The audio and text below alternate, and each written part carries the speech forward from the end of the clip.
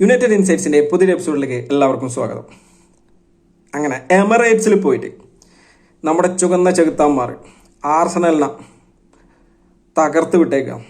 അവരുടെ ഗ്രൗണ്ടിൽ പോയിട്ട് 3-2 ഫസ്റ്റ് കളി 1-0 അവരോട് നമ്മൾ തോറ്റതിന് ഒരു നല്ല പ്രതികാരം.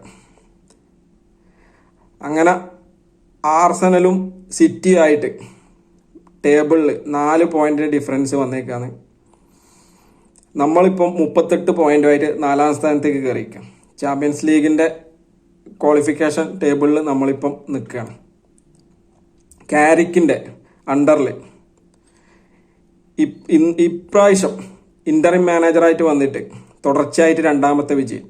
പിന്നെ തുടർച്ചയായിട്ട് കാരിക്ക് യുണൈറ്റഡിൻ്റെ ഇൻ്ററിം മാനേജറായിട്ട് ചുമതല ഏറ്റെടുത്തതിന് ശേഷം ഇതുവരെ തോറ്റിട്ടില്ല നമ്മൾ. അങ്ങനെ ഒരു പ്രത്യേകതയും കൂടിയുണ്ട്.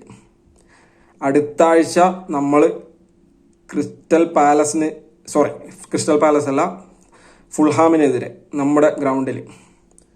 ഈ കഴിഞ്ഞ 2 കളിയും സത്യം പറഞ്ഞാൽ ഒരു ടെൻഷനും ഇല്ലാതെയാണ് കണ്ടിട്ട് തീർത്തിട്ടുണ്ടായത്.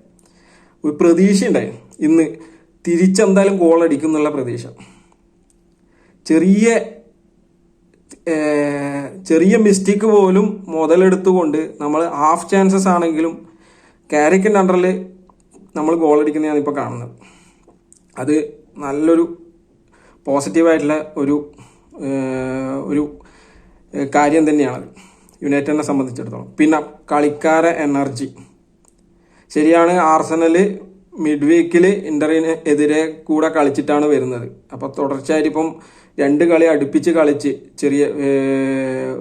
അത് 7 ദിവസത്തിനുള്ളിൽ 3 കളിയാണ് ആർസണലിൽ കളിക്കേണ്ടി വന്നത്. അതിൻ്റെതായ കുറച്ച് പ്രശ്നങ്ങൾ കളിക്കാർക്ക് ഉണ്ടായിരുന്നു. മെയിനായിട്ട് പറയുന്നത് സുബിമെൻഡി എല്ലാം ശരിക്കും ടയേർഡായിരുന്നു. സുബിമെൻഡിൻ്റെ ഒരു മിസ്റ്റേക്ക് എന്നാണ് ശരിക്കും ഗോൾ വന്നിട്ടുണ്ടായത്. അത് കളിയിൽ കാര്യങ്ങളെ കുറിച്ച് പറയുമ്പോൾ പറയാം. അപ്പോൾ എന്തായാലും ഈ ഒരു പെർഫോമൻസ് കാണുമ്പോൾ ഭയങ്കര സന്തോഷമുണ്ട്. ഇനിയിപ്പോൾ ഈ സീസൺ കഴിഞ്ഞിട്ട് സീസൺ കഴിയുന്നവരെ കാരിക്ക് തന്നെ ആയിരിക്കും മാനേജറായിട്ടുണ്ടാവുക. അതുകൊണ്ട് മാക്സിമം എൻജോയ് ചെയ്യുക, കളി മാക്സിമം എൻജോയ് ചെയ്യുക. പക്ഷേ സീസൺ കഴിഞ്ഞിട്ട് ഇനിയിപ്പോൾ എന്തൊക്കെയാണ് നടക്കാൻ പോകുന്നത് എന്നുള്ളതിനെക്കുറിച്ച് ആലോചിക്കുമ്പോൾ ഒരു ചെറിയൊരു ടെൻഷൻ ഉണ്ട്. പുതിയ കോച്ചിനെ കൊണ്ടുവരുമോ, അല്ലെങ്കിൽ കാരിക്കിനെ തന്നെ ഇപ്പം യുണൈറ്റഡിൻ്റെ DNA അറിയാവുന്ന, അതായത് നമ്മുടെ പഴയ മിഡ്ഫീൽഡറായിട്ടുള്ള കാരിക്കിനെ വെക്കുന്നത് തന്നെയായിരിക്കും കുറച്ചുകൂടെ ബെറ്റർ എന്ന് തന്നെയാണ് എനിക്ക് തോന്നുന്നത്. കാരണം കാരിക്ക് ഈ 2 കളിയാണെങ്കിലും മിഡ്ഫീൽഡ് എങ്ങനെയാണ് സെറ്റ് ചെയ്തതെന്നും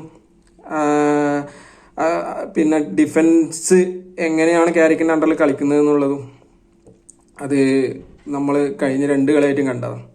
അതുകൊണ്ട് തന്നെ കാരിക്കിന് തന്നെയായിരിക്കും കുറച്ചുകൂടെ ബെറ്റർ ആയിട്ടുള്ള ഒരു ചാൻസ്, അതായത് കൊടുക്കേണ്ടിയിരിക്കുന്നത്. കാരിക്ക് തന്നെ വരണം എന്നാണ് എൻ്റെ ഒരു അഭിപ്രായം.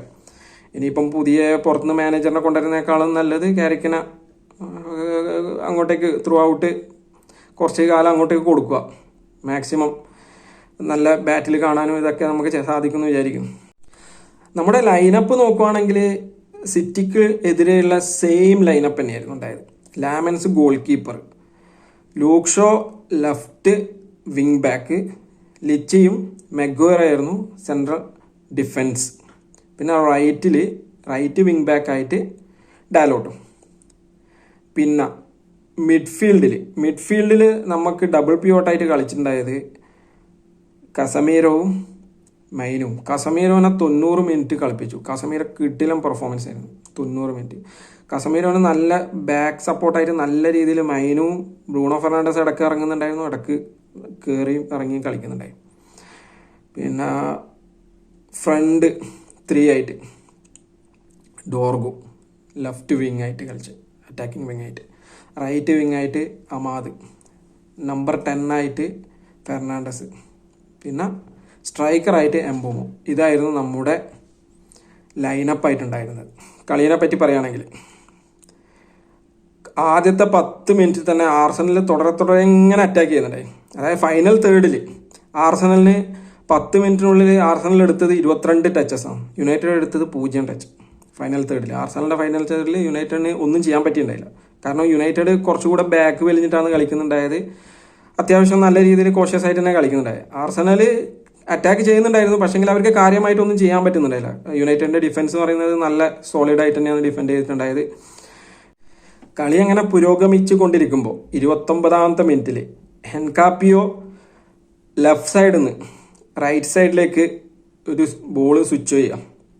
അത് ഡോർഗോ അവിടെ ക്ലിയർ ചെയ്തെങ്കിലും ആ കറക്റ്റായിട്ട് ക്ലിയർ ആയിട്ടില്ല. അത് ചെന്ന് വീഴുന്നത് സാക്കയിലേക്കാണ്. സാക്ക ലൂക്ഷോനും ഡോർഗുവിനും ഇടയിലൂടെ ബോൾ ഒഡിഗാർഡിലേക്ക് കൊടുക്കുന്നു. ഒഡിഗാർഡ് ഒരു ഷോട്ട് എടുത്തതാണ്.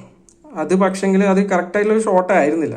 അത് ഡിഫൻഡറായിട്ടുള്ള ലിച്ച് അത് ക്ലിയർ ചെയ്യുന്നുണ്ട്, പക്ഷെങ്കിൽ ലിച്ചക്ക് ആ ഫൂട്ട് മിസ് ചെയ്യാണ്. എന്നിട്ട് ലിച്ചൻ്റെ അടുത്ത റൈറ്റ് ഫൂട്ടിൻ്റെ എഡ്ജ് കൊണ്ടിട്ട് ബോൾ ഉള്ളിലേക്ക് കയറി. അങ്ങനെ ആർസണൽ ലീഡ് എടുക്കാം. ലിച്ചൻ്റെ വക ഓൺ ഗോൾ. ലിച്ചനെ കുറ്റം പറഞ്ഞിട്ട് കാര്യമില്ല. അത് അങ്ങനത്തെ ഒരു ബോളായിപ്പോയി, പറഞ്ഞിട്ട് കാര്യമില്ല. പക്ഷെങ്കിൽ ത്രൂ ഔട്ട് ലിച്ച കിഡിലൻ കളിയാണ് കളിച്ചിട്ടുണ്ടായത്. കിഡിലൻ ബ്രേക്ക് ത്രൂ പാസസ് എല്ലാം കൊടുത്തിട്ടുണ്ടായി. അപ്പോൾ അങ്ങനെ ആർസണൽ 1-0 ലീഡ് എടുത്തു. അതിനുശേഷം 34ാമത്തെ മിനിറ്റിൽ എംബൂമോ ഒരു നല്ലൊരു ബോള് ബ്രൂണോയിലേക്ക് കൊടുക്കുന്നു. ബ്രൂണോ അത് ഷൂട്ട് ചെയ്യാൻ വരുമ്പോഴേക്ക് സാലിബ അവിടെ ടാക്കിൾ ചെയ്തിട്ട് ബ്രൂണോൻ്റെ കോൺസെൻട്രേഷൻ പോകുന്നു. ബ്രൂണോ അത് പുറത്തേക്ക് വൈഡിലേക്ക് അടിച്ച് കളയാം. അങ്ങനെ ആ ഒരു ചാൻസ് മിസ്സായി. പിന്നെ 37ാമത്തെ മിനിറ്റിലാണ് നമ്മുടെ ആദ്യത്തെ ഗോള് വരുന്നത്. അത് സാലിബ സുബിമെൻഡിക്ക് കൊടുക്കുക. സുബിമെൻഡി വളരെ ലേസി ആയിട്ട് ഒരു ആ ബോള് ഗോളിക്ക് കൊടുക്കാൻ നോക്കുക. പക്ഷെങ്കിൽ അത് കറക്റ്റായിട്ട് ഗോളിയിലേക്കല്ല പോയത്. അത് അവിടെ ഉണ്ടായ എംബൂമോ റീഡ് ചെയ്യുന്നു. ആ ബോള് എടുത്തിട്ട് എംബൂമോ മുന്നോട്ടേക്ക് പ്രോഗ്രസ് ചെയ്യുന്നു. അത് ശരിക്കും മിസ്പാസ് ആയിരുന്നു. അത് എംബൂമോ ബോൾ എടുത്ത് പ്രോഗ്രസ് ചെയ്ത് അവിടുന്ന് ഷൂട്ട് ചെയ്തു. ഗോളിൻ്റെ കൈക്ക് ടച്ച് ചെയ്തിട്ടുണ്ടായിരുന്നു. എന്നിട്ട് അത് പോസ്റ്റിലേക്ക് കയറി. അങ്ങനെ നമ്മൾ 1-1 സമനില ആക്കി. അതിനുശേഷം ഫസ്റ്റ് ഹാഫ് വരെ രണ്ട് ടീമും വളരെ കെയർഫുൾ ആയിട്ട് തന്നെ കളിച്ചിട്ടുണ്ടായി. മിഡ്ഫീൽഡിൽ അങ്ങ് പാസ് കൊടുക്കുന്നത് അങ്ങനെ വലിയ ചാൻസസ് ഒന്നും ക്രിയേറ്റ് ചെയ്തിട്ടുണ്ടായിരുന്നില്ല. അതിന് ശേഷം സെക്കൻഡ് ഹാഫ് തുടങ്ങി 50ാമത്തെ മിനിറ്റിൽ ലിച്ച ഫെർണാണ്ടസിന് കൊടുത്ത ഒരു ഡയറക്റ്റ് പാസ്. അത് ഫെർണാണ്ടസും ഡോർഗുവും 1-2 കളിച്ച് ഡോർഗുവിലേക്ക് ലാസ്റ്റ് ബോൾ എത്തുന്നു. ഫെർണാണ്ടസ് കൊടുക്കുന്നു. അത് പിച്ച് ചെയ്തിട്ട് ഡോർഗുവിൻ്റെ ഹാൻഡിൽ തട്ടുന്ന പോലെ തോന്നുന്നു. അത് വാറിടപെട്ടു, പക്ഷെങ്കിൽ അത് ഗോളായിട്ട് തന്നെ കൊടുക്കുക ചെയ്തത്. പക്ഷെ ആ കിട്ടില്ല ഗോള്. അത് ആ പിച്ച് ചെയ്ത് ബോള് ഡോർഗു ഒരു കിട്ടിലനൊരു ഷൂട്ട് പുറത്തുനിന്ന് ബോക്സിൻ്റെ പുറത്തുനിന്ന് ഒരു കിട്ടിലനൊരു ഷൂട്ട് പായിക്കാം.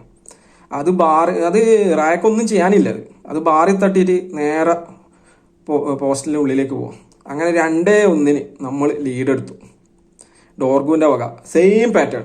കഴിഞ്ഞ സിറ്റിക്കെതിരെ എങ്ങനെയാണ് നമ്മൾ ഗോളുകൾ വന്നത് അതേ pattern. First Mbeumo, second Dorgu. 58ാം മിനിറ്റിൽ ആർസണൽ അങ്ങനെ 4 പ്ലെയേഴ്സിനെ പിൻവലിക്കുക. Hincapie, Jesus, Odegaard, Zubimendi. അതിന് പകരം വന്നത് White, Gyokeres, Mikel Merino, Eze. അവർ വന്നതിന് ശേഷം കളി അവർ കൂടുതൽ അറ്റാക്ക് ചെയ്യാൻ വേണ്ടിയിട്ട് ശ്രമിക്കുന്നുണ്ടായിരുന്നു. അങ്ങനെ കാര്യമായിട്ട് പിന്നെ ഷോട്ടുകളും കാര്യങ്ങളൊന്നും വരുന്നില്ല. കാരണം നമ്മൾ 2 വിങ്ങും നല്ല രീതിയിൽ ക്ലോസ് ഡൗൺ ചെയ്തിട്ടുണ്ടായി. മെയിനായിട്ട് സാക്കേനെ നല്ല രീതിയിൽ പൂട്ടിയിട്ടുണ്ടായി. ത്രൊസാഡിനെയും നമ്മൾ അപ്പുറത്ത് ഡാലോട്ട് നല്ല രീതിയിൽ തന്നെ പൂട്ടുന്നുണ്ടായിരുന്നു. അതുകൊണ്ട് തന്നെ ക്രോസുകളൊന്നും കാര്യമായിട്ട് വരുന്നുണ്ടായില്ല. അങ്ങനെ 68ാമത്തെ മിനിറ്റിൽ നമ്മൾ കൂഞ്ഞാന ഇറക്കാം. എംബൂമോനെ അവിടുന്ന് വലിച്ചു.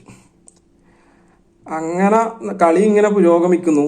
83ാമത്തെ മിനിറ്റായി. ഒരു കോർണർ കൺസീഡ് ചെയ്യാം. ലൂക്ഷോ അത് കോർണറായിട്ട് ഹെഡ് ചെയ്തിട്ട് കോർണറാക്കാം.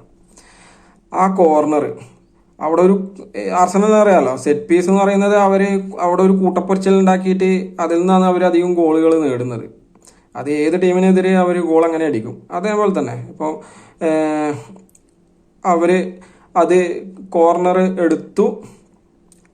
ഫസ്റ്റ് നമ്മുടെ പ്ലെയേഴ്സ് അത് ക്ലിയർ ചെയ്തത് മിക്കൽ മെറീനോൻ്റെ കാലിലേക്കാണ് വന്നത്. മിക്കൽ മെറീനോ അത് ഗോളാക്കി. അത് ഗോളാക്കി പിന്നെ ആ ലൈനിന് അപ്പുറത്തേക്ക് എത്തി. ആ സമയത്ത് സെസ്കോ ക്ലിയർ ചെയ്തെങ്കിലും അത് റഫറി ഗോൾ കൊടുത്തു. അതിന് ശേഷമാണ് നമ്മുടെ ആ ഗോള് വരുന്നത്. അത് ബ്രൂണോ ഫെർണാണ്ടസിന് ബോള് മൈനുവിന് കൊടുക്കുകയാണ്. ബ്രൂണോ ഫെർണാണ്ടസ് മൈനു അവിടെ ഒരു സെൻറ്ററിൽ കൂഞ്ഞ ഫ്രീ ആയിട്ട് വെക്കുന്നുണ്ടായി. കൂഞ്ഞയിലേക്ക് എത്തിക്കുന്നത്. കൂഞ്ഞക്ക് പിന്നെ ആ ഭാഗത്ത് ആ ഏരിയ സെൻട്രൽ ഏരിയ മൊത്തം ഫ്രീ ആയിരുന്നു. കാരണം ആ ലെഫ്റ്റ് സൈഡ്, അതായത് നമ്മുടെ ലെഫ്റ്റ് സൈഡിൽ ഒരു കൺജസ്റ്റഡ് ആയിട്ട് അവിടെ ആർസണൽ പ്ലെയേഴ്സ് അവിടെ ഉണ്ടായിരുന്നു. അതുകൊണ്ട് കൂഞ്ഞ അവിടെ ഫ്രീ ആയിരുന്നു. കൂഞ്ഞ അത് ബോൾ കൊടുത്ത് മുന്നോട്ടേക്ക് പോയി ഒരു ബോക്സിന് പുറത്തുനിന്ന് ഒരു കിട്ടിയില്ലെന്ന് ഒരു ഷോട്ട്, കേളി ഷോട്ട് കൊടുക്കുക. അങ്ങനെ നമ്മൾ 3-2 റായ്ക്കൊന്നും ചെയ്യാനില്ല ഇവിടെ. 3-2 നമ്മൾ മുന്നിലെത്താം. പിന്നെ അത് 87ാമത്തെ മിനിറ്റിലാണ്. അതിനിടയ്ക്ക് സെസ്കോ എല്ലാം ഇറങ്ങിയിട്ടുണ്ടായി. സെസ്കോ ഇറങ്ങി, മസ്രായി എല്ലാം ഇറങ്ങിയിട്ടുണ്ടായി. എന്തായാലും അത് നമ്മുടെ വിജയ ഗോളായി മാറി. അങ്ങനെ കൂഞ്ഞ അത് സെലിബ്രേറ്റ് ചെയ്യുന്നു, കാരിക്ക് സെലിബ്രേറ്റ് ചെയ്യുന്നു, നമ്മുടെ പ്ലേയേഴ്സ് സെലിബ്രേറ്റ് ചെയ്യുന്നു. ഒരു രക്ഷയില്ലാത്ത സെലിബ്രേഷൻ അവിടെ നടന്നു. പിന്നെ നമ്മൾ ഡിഫൻസിലേക്ക് ഇറങ്ങുന്നു. ഡിഫൻസ് നല്ല രീതിയിൽ അവിടെ ബ്ലോക്ക് ചെയ്യുന്നു. അവിടെ പ്ലേയേഴ്സിന് ആരെയും കളിക്കാൻ വിടുന്നില്ല. ശരിക്കും അവർക്ക് മുന്നോട്ടേക്ക് ബോൾ പ്രോഗ്രസ് ചെയ്ത് പോകാനോ കൊടുക്കാനോ പറ്റുന്നുണ്ടായില്ല. അതിന് ശേഷം അങ്ങനെ നമ്മൾ അവിടെ വിജയം സീൽ ചെയ്തു. 38 പോയിന്റ്. ഇനി അടുത്ത ആഴ്ച നമുക്ക് ഒരു കിടിലം മാച്ച് വരുന്നുണ്ട് ഫുൾഹാമിനെതിരെ. അതുകൂടെ ജയിക്കണം. അങ്ങനെ ജയിച്ച് മുന്നോട്ട് പോട്ടെ.